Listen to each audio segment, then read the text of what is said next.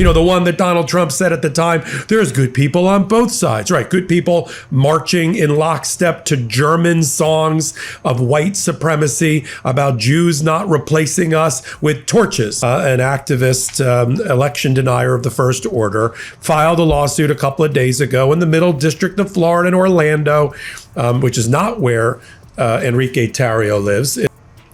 We didn't illegal search and seizure. That was all done already, and they lost, and they were convicted, and they were sentenced, and they were sitting in jail. Convicted white supremacist lawyer, a $100 million payout demand, a group found guilty of seditious conspiracy. This lawsuit sounds like the plot of a bad movie, but it's playing out in real life. And the strangest part, this might not be as laughable as it looks. Could this end with your tax dollars lining the pockets of the Proud Boys? Stay to find out. Before we move on, I'd like to ask you a small favor. If you appreciate this content, please take a second to like this video and subscribe to the channel. Over 98% of you watch the videos without subscribing. It costs you nothing, but it makes a huge difference to us. So, did you click the subscribe button? Great, thank you so much. Now, back to the video. $100 million, that's a number big enough to make anyone's jaw drop, but it isn't lottery winners or tech moguls cashing in here. It's the Proud Boys. Yes, the same group convicted of seditious conspiracy for storming the Capitol on January 6th is now suing the federal government for a 9-figure payout. Their claim? The government violated their rights. The irony is so thick you could cut it with a butter knife. Well, let's just say the Proud Boys have a strange choice, an odd choice,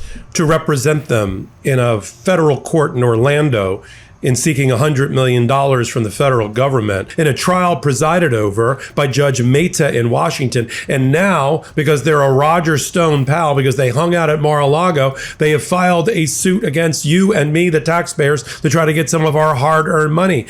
A federal government under the Trump that may well just lie down and pay back the Proud Boys and Enrique Tario, because he was convicted of being an extremist at the highest level for Jan 6th. Let's just pause for a second to appreciate the sheer audacity. This is like getting caught robbing a bank and then suing the vault for being too heavy to carry. The Proud Boys, who were found guilty of plotting to overturn the very same government they're now demanding $100 million from, have decided this isn't just any lawsuit, it's their golden ticket. The face of this operation, none other than Augustus Saul Invictus, a name that sounds like he should be commanding gladiators, but instead belongs to a convicted white supremacist. Yes, you heard that right. This group chose as their legal champion a man with an actual criminal record. So why him? Maybe it's because no other lawyer wanted to touch this case with a 10-foot pole. Or maybe it's because Augustus thrives in this kind of circus. But even before a single argument could be made, he's already found himself under scrutiny. Judges are questioning whether he's even allowed to handle the case, with accusations that he's already violated basic court rules. Enrique Tario, we know,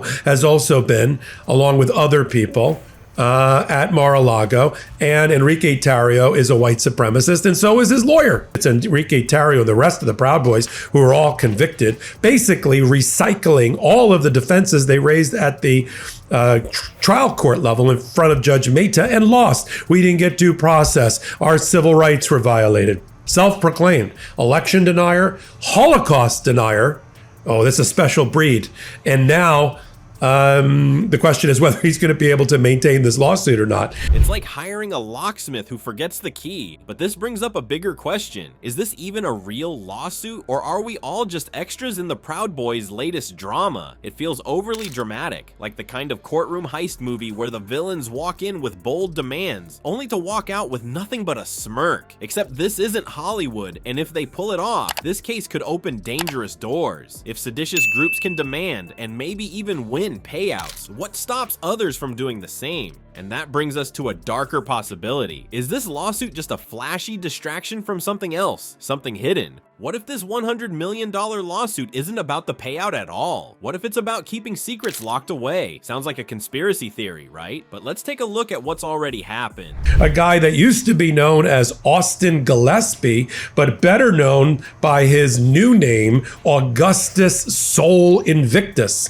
who, according to research, is a self-proclaimed pagan. He's now the lawyer that's trying to represent them in the Middle District of Florida in Orlando. I'm a member of that court, by the way. And he's the judge in a new posting a white supremacist who was convicted along with others in the Unite the White rally in Charlottesville, Virginia, that led to the death of a law paralegal. Ashley Babbitt, the January 6th rioter shot by police while trying to break through a barricaded door. Her family received a $5 million settlement from the government. That's taxpayers' money, folks. And here's the kicker. The officer who shot her was cleared of any wrongdoing by multiple investigations. So why pay such a huge sum? Maybe it was easier to settle quietly than have the whole messy situation dragged out in court. Now, back to the Proud Boys. If the government was willing to hand over $5 million under those circumstances, why wouldn't they up the ante to silence an entire group? Imagine the kind of dirt a group like the Proud Boys might have on key players from January 6th. They were smack in the middle of that chaos. What if this lawsuit is just leverage to ensure the skeletons in the closet stay exactly where they are? Suddenly, this stops looking like a legal battle and starts feeling more like a shady chess match. The Proud Boys could be threatening to blow the lid off something bigger. Paying them might be the government's version of protecting the king on the chessboard.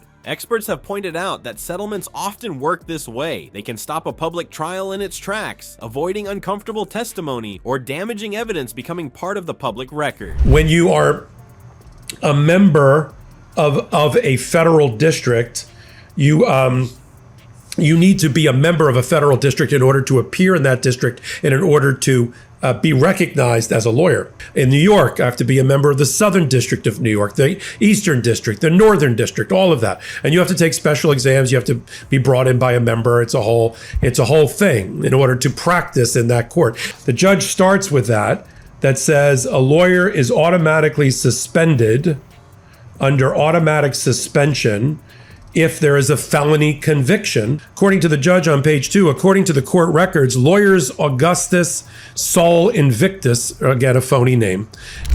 Now think about the Trump administration's possible connections to January 6th. What if this lawsuit and any potential payout is about making sure no one gets on the stand and starts saying names out loud? And this is where things get dark. If the Proud Boys, or groups like them, figure out they can twist the system like this, what's stopping the Oath Keepers or other January 6 participants from trying it too? This could normalize bad behavior, essentially putting a price tag on looking the other way. What happens when it becomes easier to pay than to confront the truth? What if this lawsuit is just the tip of the iceberg? Imagine a future where every January 6th participant lines up for their slice of taxpayer money. The Proud Boys' $100 million demand could set a chilling precedent, rewarding seditious behavior instead of holding it accountable. It's not just about the payout, it's about the message it sends. Are we funding justice or feeding conspiracy? The stakes are enormous. Staying informed and demanding transparency isn't optional, it's necessary. Because if $100 million can buy silence today, who knows what it'll cost tomorrow? And more importantly, what secrets will it be hiding?